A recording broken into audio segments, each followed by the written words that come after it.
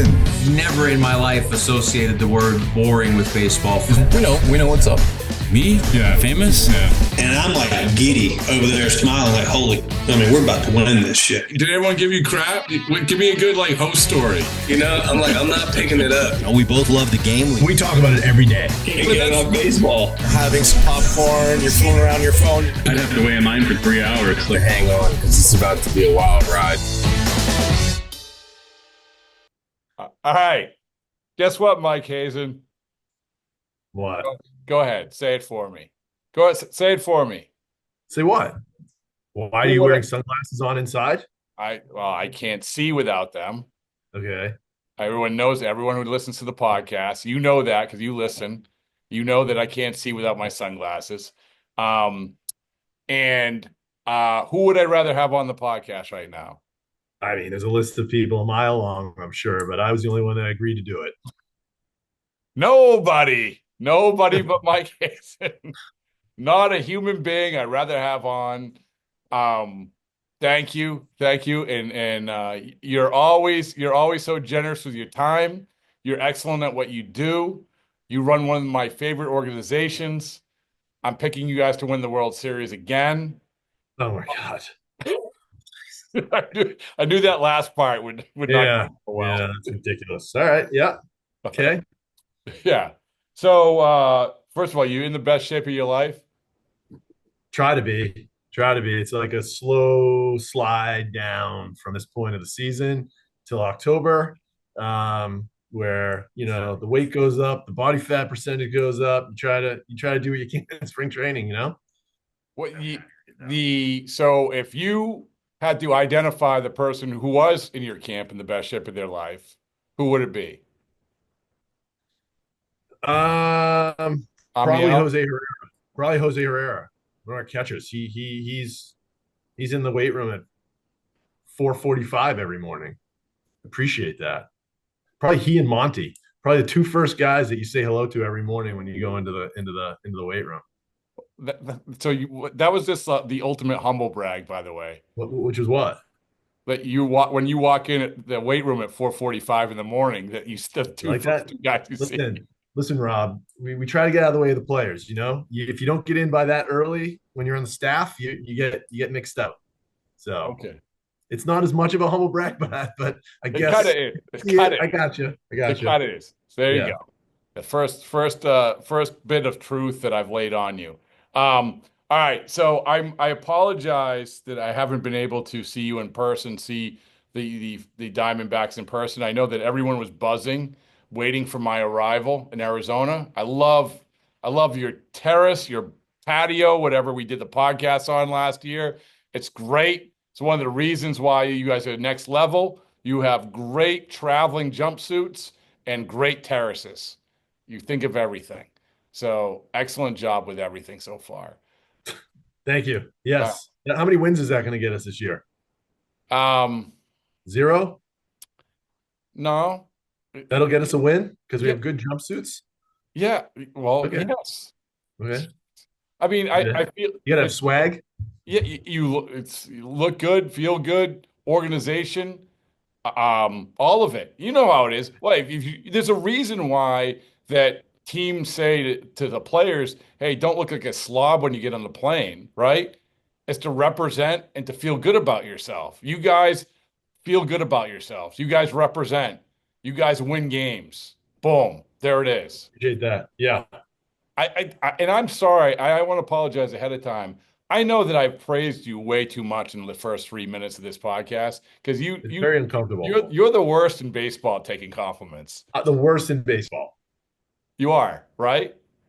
I don't know. You're the one that said it. Maybe. No, you're the worst in baseball in taking compliments. I understand what you said. Yeah. All right, let's move on from compliments. Let's get into the real stuff. Okay. Let's talk baseball. All right. Okay. Why do you feel when you showed up at camp this year and you laid out your plan and you had you constructed the roster?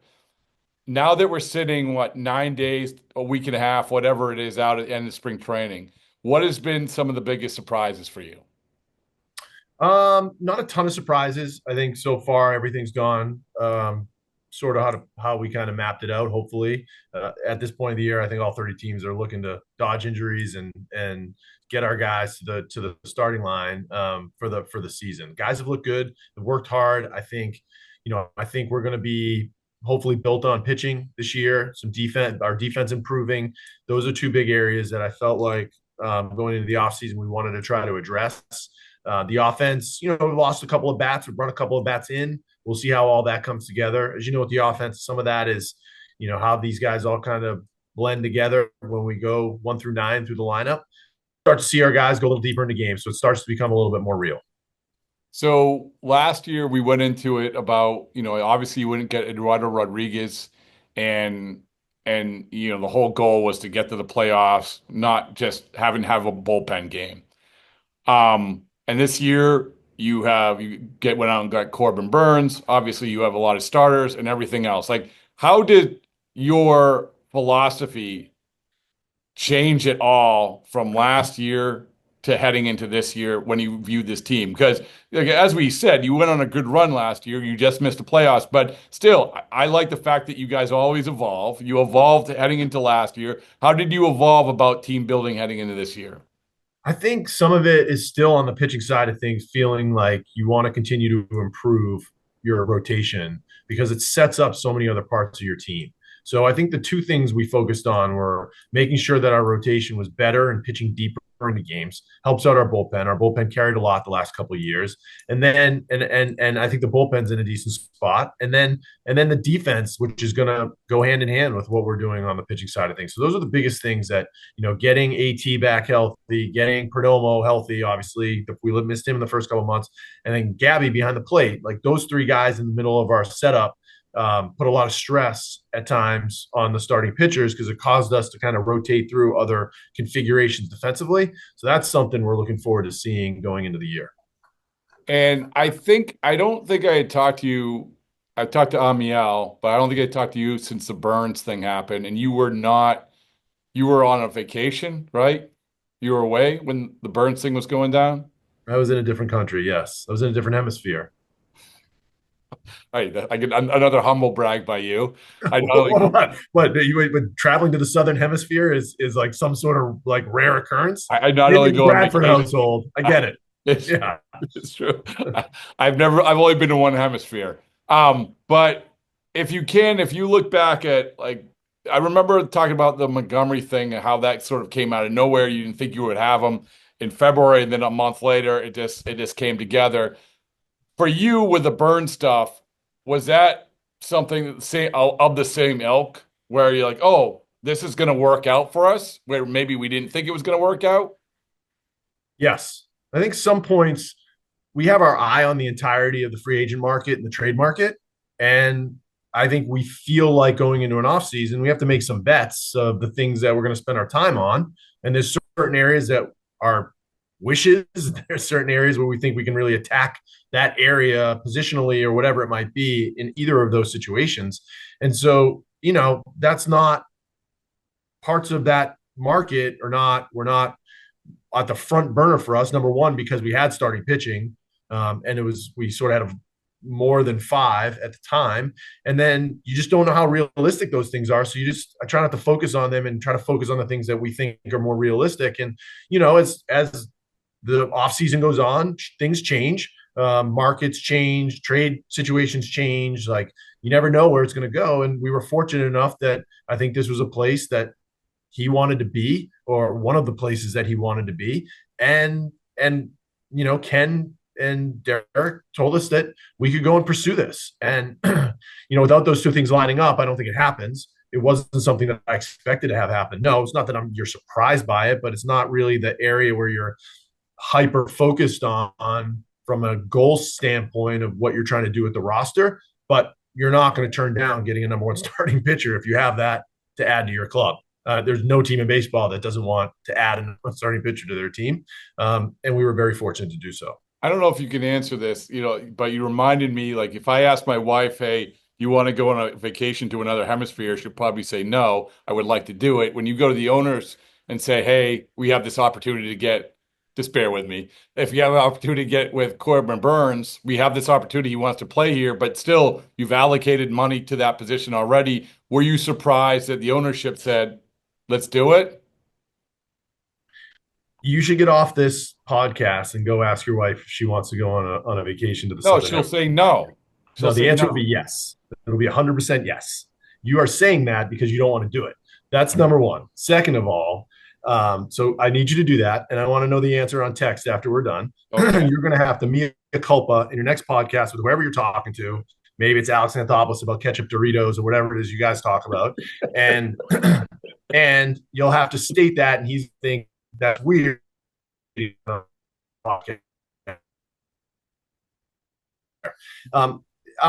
every time that we've had the opportunity to go and do something, especially when we've had a team where we feel like we're competitive and have a strong base from talent, they've always told me to go be aggressive and go make the team better. And so, at certain levels, yes, could be some surprise, but at this juncture, I think with the team we had, it made sense for us to go and do this. All right. Well, that's good. So, and along the lines of Montgomery, who we mentioned before, he had a good outing last time out. How do you feel about him coming in this year? He's in phenomenal shape, and he looks great, and the ball's starting to come out. The first outing, he let a little bit of a hiccup. I threw on the backfield yesterday. He looked good. Velocity's there. I think, he's getting back into the rhythm of spring training. Had a little bit of a hiccup at the very beginning with his finger that's settled now. And now he's just getting back onto his mound progression. So, look, this guy's track record is too long and too good to not be a good pitcher. He's young. He's in the prime of his career, and he's in fantastic shape. And so that's usually a recipe for me that these guys are going to bounce back. All right. So speaking of allocating money, you've allocated to Perdomo, another extension. Congratulations. We've talked to you about extensions before, and I love the idea of them, but they're not always easily executed. And also, you better make sure that you identify the right guy. In the brief time that I've talked to you about this guy, you talk about just what a great guy he is. I mean, that to me, when I heard this, I'm like, it's not only that he's a good player, but it feels like this is your guy. This is the guy that you want in that clubhouse, right? And obviously that the contract shows that, but I would imagine that if that was an enormous part of the equation, is what I'm saying. Yes, this is one of our guys for Yeah. sure, and always has been. And we feel great about the fact that we could lock him up for as long as we did. He is a great guy, but that's not why we did it, right? He is a leader on our team. He is a very, very good baseball player. And, I think some of the areas as you're moving through the ARB process, getting into free agency, naturally, power and slug and all those things play a certain role in that. And that's not always what we need him to do. More often than not, we need him to get on base for Corbin and Cattell. That's what we need him to do on a nightly basis, and he does that. And he puts that first, which is of a tremendous value to us as an organization. And we wanted to recognize that. And part of recognizing that is putting some money behind that. And I think it helps from a leadership perspective in the clubhouse that he has a little money behind him. I think it helps in the clubhouse that he's going to be here, that they know he's going to be here. I think it's great for our fans that we now have multiple players that are going to be here.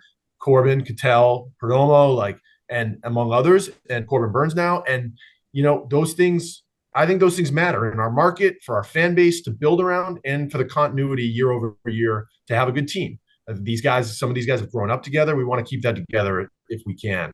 It's very hard, as you said. It's not something that we can bank on, but we're trying to do that. But I think that it's one of these things where, obviously you have the Dodgers in your division, and I saw their over-under win total was insane. It was like a 104.5, whatever it was.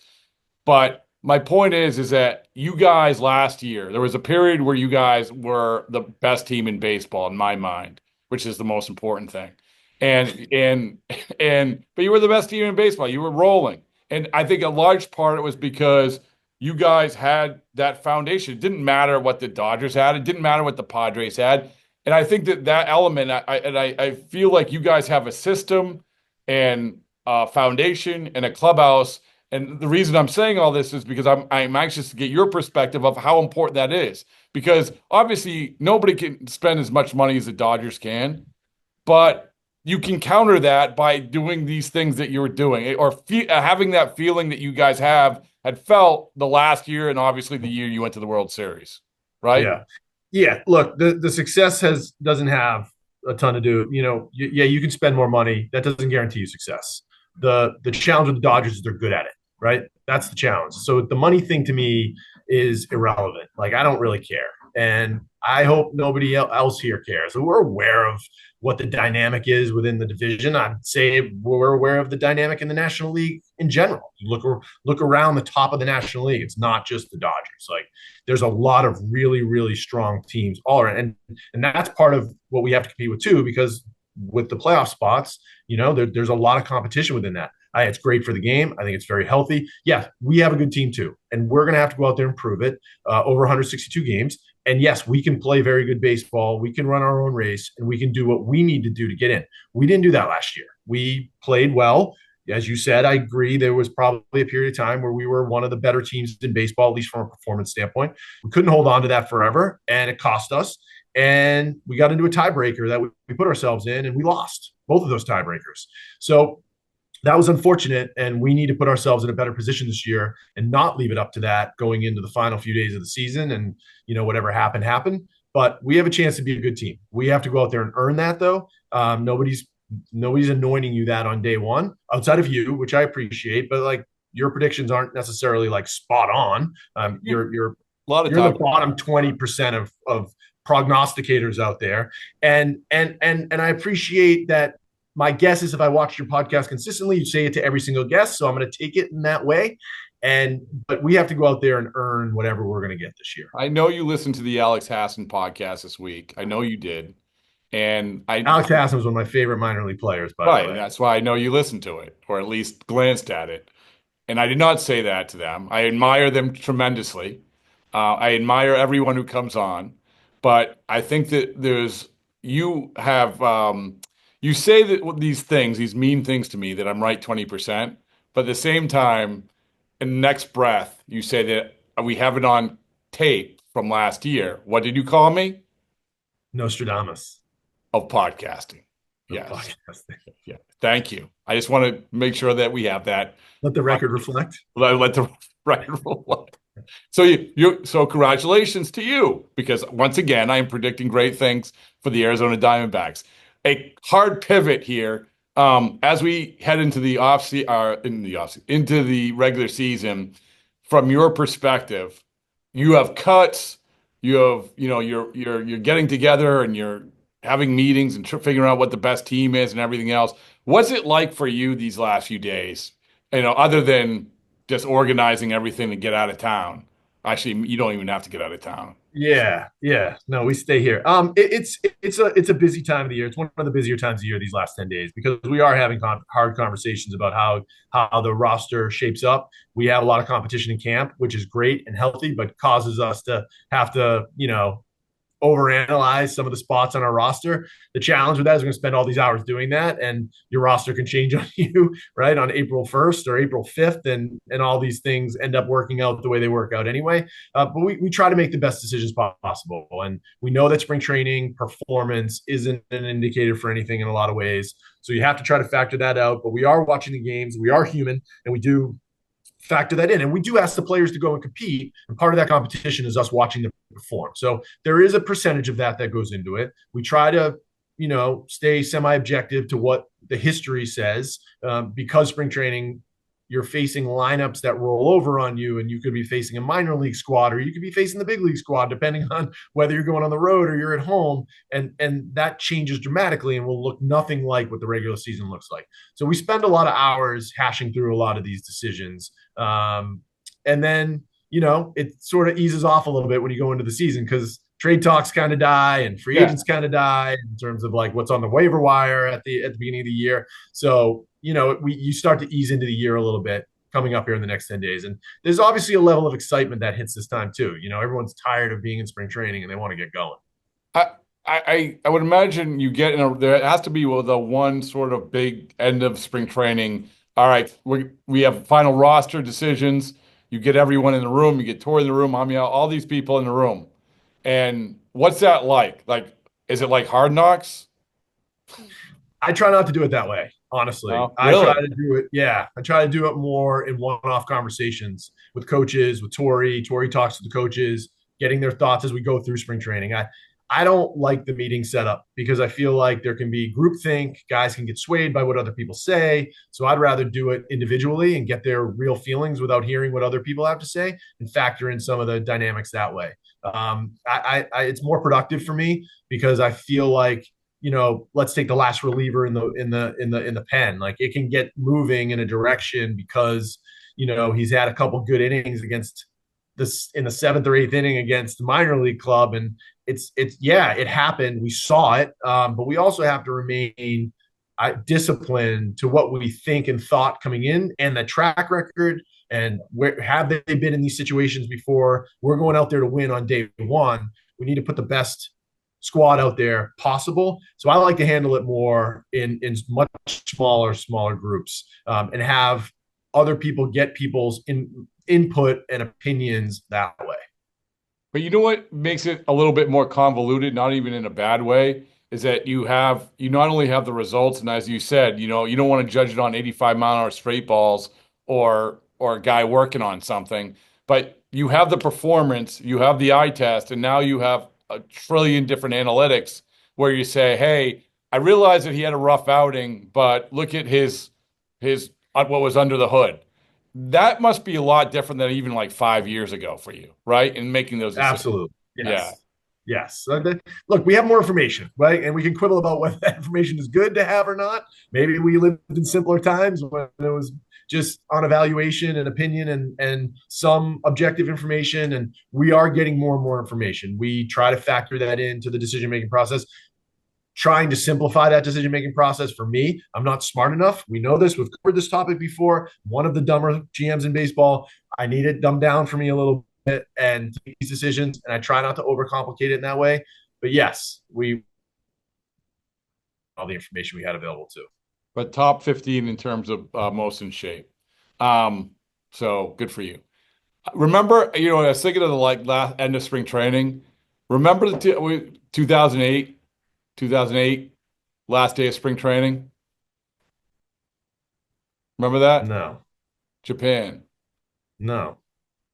You didn't go to Japan? Okay. I wasn't there. You weren't? No. I was a farm director. No, they don't take the farm director to Japan. No. Sorry, I ruined your story. It was worth it because that's a sad soundbite. They don't take the farm director to Japan. All right. Well, remember that? Wasn't that awesome when you packed your bags from Fort Myers and went to Boston in 2008? Wasn't that great? So, yeah. All right. Well, yeah, it was awesome. It was great. Drove up and down that street from the minor league complex to the major league complex. Yes, I remember that. Remember that? That was unbelievable. So the last thing is, I remember talking to Kevin Cash about this last year at the end of spring training, because they get off to this like crazy great start. And a couple of years ago, the Rays, and said, what's the secret sauce? Like, what is the thing that you feel like is there any hint of how you're going to do when you get out of spring training? And I remember some of Tito's teams, I think it was 09, 010, maybe 11, where get off to terrible starts. But, the thing is that they get off to terrible starts, but I don't think they were playing well. What is the secret sauce to getting off to a good start? You there? Didn't we finish 0-6? Didn't we start 0-6 one year in Boston? There was a couple good years that you had, and it was terrible starts, awful starts. I thought we got swept in Texas, swept in Cleveland. I thought one year, but maybe I'm misremembering that. You should fact check me. I think the preparation that you put into spring training can be indicative of how you can get out into season. Tori does a very good job in the spring training. Now, I think how you carry that through 162 games, spring training gets very quickly. So all the work that you're putting in, you still have to do that in the regular season too. And I think that's one of the bigger challenges because the volume has to go down as you're ramping up the playing volume. All right, good enough. I just think you have to be playing well. Don't make errors. Throw strikes. There you go. All right, I'll let Tori know that. Yeah, I'll let Tori know that. Pass that on to him. You got before we go, you got any questions for me? I will. You got any questions for me? Anything? Have you had that same pullover for multiple years? Yeah. Yeah. So, I mean, have you had that sweatshirt? Yeah. Hey, listen, if it works, you run it into the ground. Absolutely. You got your baseballs and boring t-shirt? I don't have no, you never gave me a t-shirt. You've promised me one multiple years and I've never gotten one. All right. Let it be said, let it be done. It's on the way. Okay. I appreciate that. All right.